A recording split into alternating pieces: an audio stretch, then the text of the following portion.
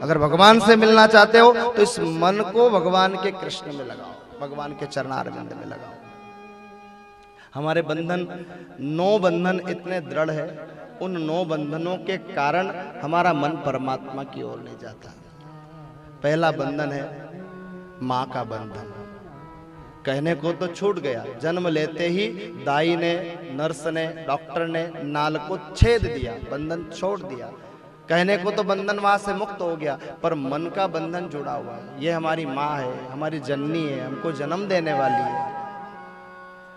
ये माँ रूपी बंधन। दूसरा बंधन जनक का बंधन, पिता का बंधन, जननी जनक।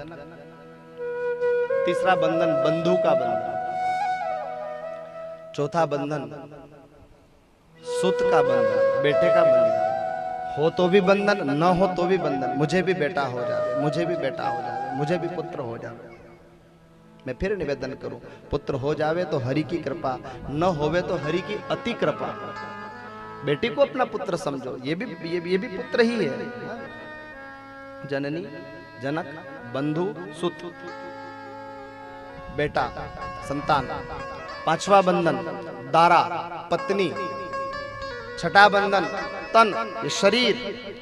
सातवां बंधन धन, हमारी वेल्थ, हमारा पैसा, हमारा तिजोरी में रखा धन, हमारा बैंक बैलेंस, उपार्जित आय, आने वाली आय, जो बाजार में लगी हुई है वो आय, ये सब धन। इस पर व्यक्ति का मोह है। हिसाब लगता है, रात को सोता है उस समय, आज कितनी कमाई हुई, कितना पैसा कहां से आया। तनु, धनु। जननी, जनक, बंधु, सुत, दारा, तन, धन, हृदय, सुरद। जितने भी सुरद है हमारे बंधु बांधव जन है।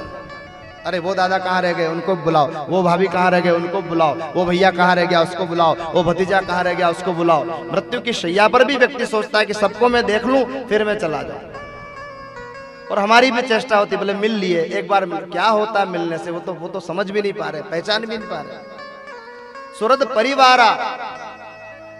और अंतिम है हमारा परिवार, तनु धनु भवन सुरद परिवारा। क्या करना है महाराज, इन 9 बंधनों से कैसे मुक्त हो? बोले सबके ममता ताग बटोरी।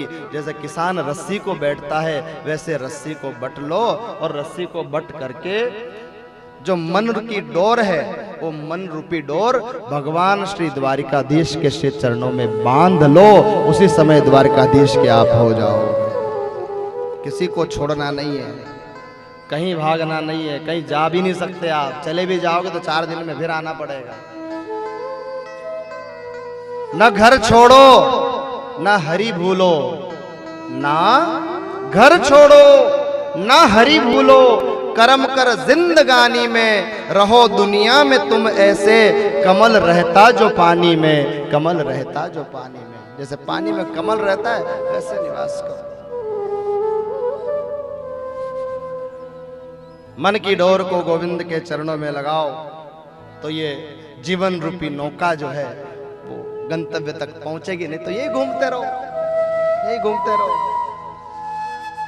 मथुरा के चौबे जी ने भांग का गोला खाया और शाम को 6 बजे मथुरा से नौका लेकर के चले कि जमुना पार कर जाएंगे। शाम से चलाना शुरू किए, आधी रात हो गई, मथुरा आता ही नहीं। सुबह हो गई, पूरी रात नौका चलाते चलाते हो गई, पर मथुरा पहुंचती नहीं नौका। कब पहुंचेंगे, कब पहुंचेंगे? भोर हुई, भांग का नशा उतरा। कोई सज्जन आए, उनसे पूछा, बोले भैया ये कौन सी नगरी है? बोले ये तो वृंदावन है। बोले हम तो रात से चले थे वृंदावन से कि मथुरा पहुंचेंगे, अब तक मथुरा नहीं आया।